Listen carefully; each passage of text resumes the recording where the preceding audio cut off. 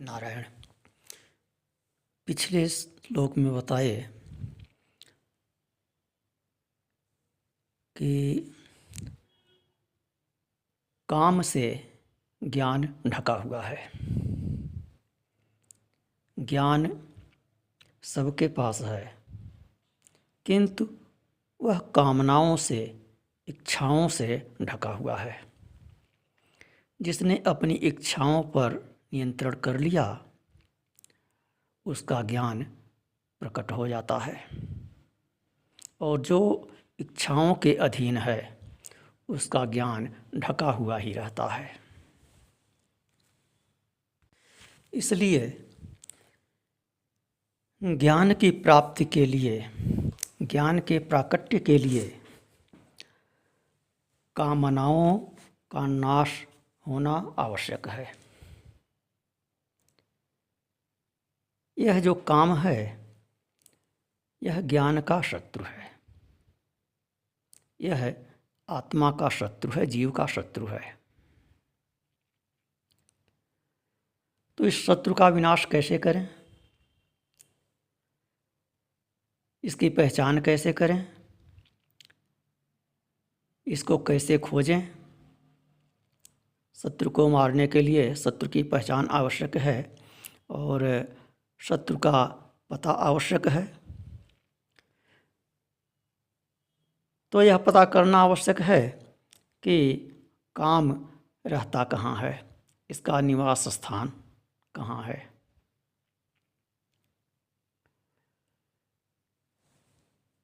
इसका अधिष्ठान क्या है?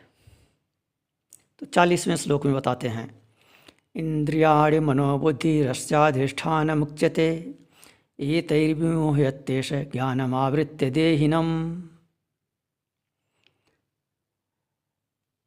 तस्मात् त्वमिन्द्रियाण्यादौ नियम्य भरतर्षभ पाप्मानं प्रजिह्येनं ज्ञानविज्ञाननाशनम्।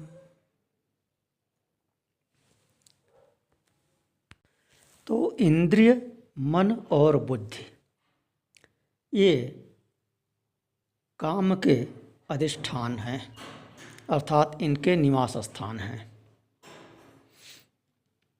इन्हीं के द्वारा यह ज्ञान को ढका रहता है और इन्हीं के द्वारा जीव को मोहित कर देता है, और इन्हीं के द्वारा इस शरीर की सभी क्रियाएं संपन्न होती हैं।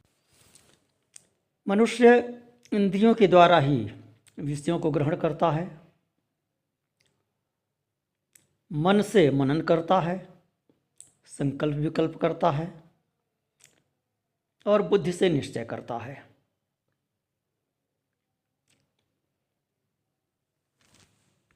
यही तीनों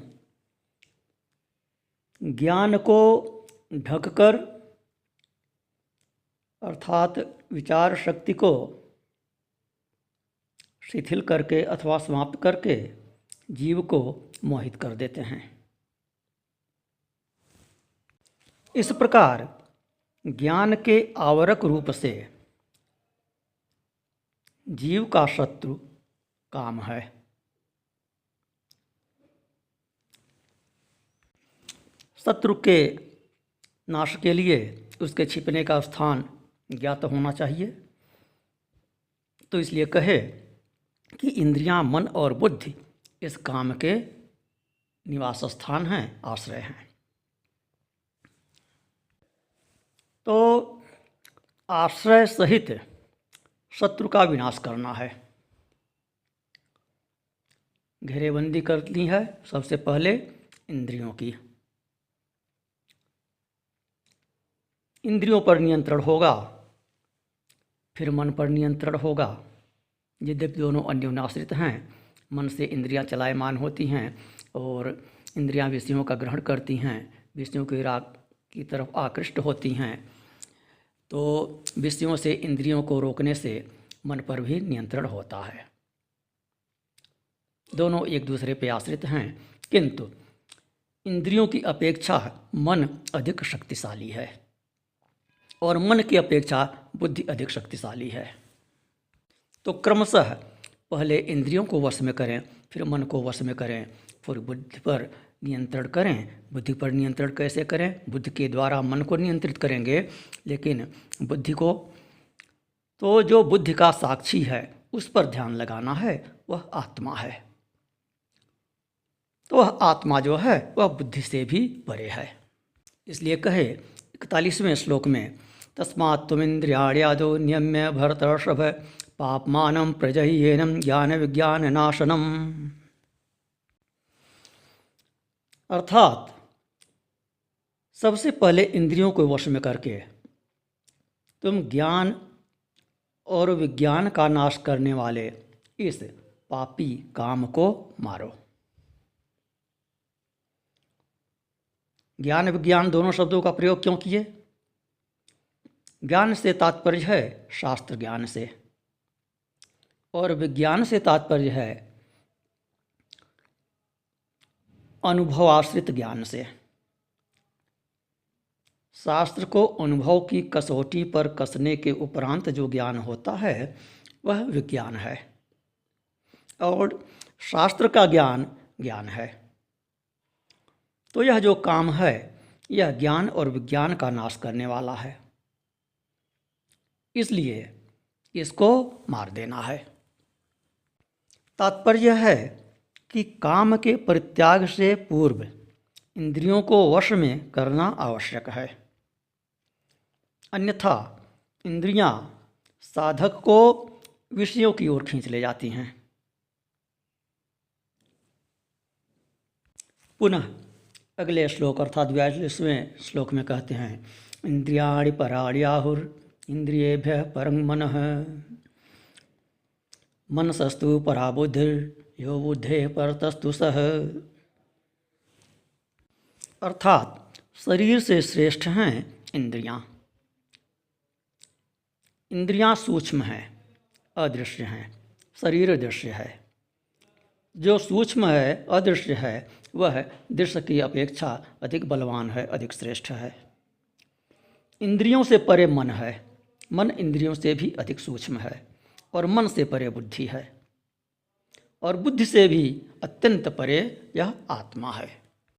इस स्थूल शरीर जो दिखाई दे रहा है और जो बाह्य जगत दिखाई दे रहा है, इसकी अपेक्षा यह इंद्रियां अर्थात 5 कर्मेंद्रियां और 5 ज्ञानेंद्रियां यह सूक्ष्म हैं। ध्यान देने की बात है, बहुत बार बता चुके हैं, उसी को स्मरण दिलाते हैं कि यह कर्मेंद्रियां और ज्ञानेंद्रियां वह नहीं हैं जिन्हें आप आँखों से देख रहे हैं। यह हाथ पैर इत्यादि यह इंद्रियां नहीं हैं, यह इंद्रियों के रहने के स्थान हैं। आँख नाक कान इत्यादि जो ज्ञानेंद्रियां हैं यह ज्ञानेंद्रियों के स्थान हैं, यह ज्ञानेंद्रियां नहीं हैं, ज्ञानेंद्रियां इनमें रहती हैं। तो इस प्रकार इंद्रियां जो हैं इस दृश्यमान शरीर की अपेक्षा सूक्ष्म हैं। तो यह जो 10 इंद्रियां हैं, 5 ज्ञानेंद्रियां, 5 कर्मेंद्रियां, यह अपंचीकृत पंचमहाभूत के कार्य हैं, और शरीर पंचीकृत पंचमहाभूत का कार्य है। तो जो अपंचीकृत पंचमहाभूत का कार्य है वह पंचीकृत पंचमहाभूत के कार्य की अपेक्षा सूक्ष्म है, उसकी अपेक्षा अधिक आंतर है, अधिक भीतरी है, और इसकी अपेक्षा अधिक व्यापक भी है। इसलिए अब इस अध्याय के 43वें श्लोक में, जो इस अध्याय का अंतिम श्लोक है, कहते हैं, एवं बुद्धे परम बुद्ध्वा संस्तभ्यात्मानमात्मना जहि शत्रुं महाबाहो कामरूपं दुरासदम्। ओम। हे महाबाहो, जिस प्रकार बुद्धि से पर आत्मा को जानकर शुद्ध मन से देह इंद्रिय इत्यादि रूप आत्मा को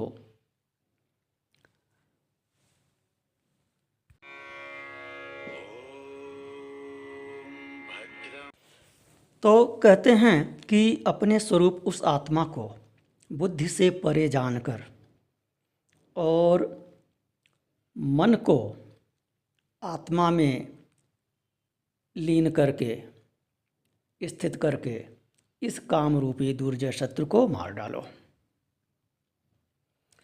तो किसका आश्रय लेकर मारना है? आत्मा का आश्रय लेकर।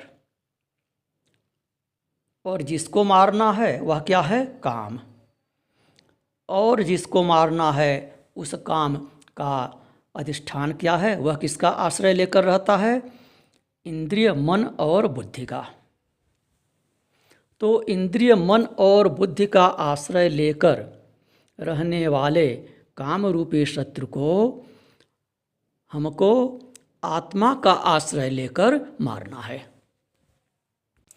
आत्मा का आश्रय कैसे लेंगे? इसके लिए आत्मचिंतन आवश्यक है, आत्माभ्यास आवश्यक है, ब्रह्माभ्यास आवश्यक है। यह आत्मा ही ब्रह्म है। आत्मा का अभ्यास करना, आत्मा का चिंतन करना ही ब्रह्म का अभ्यास करना, ब्रह्म का चिंतन करना है। नारायण।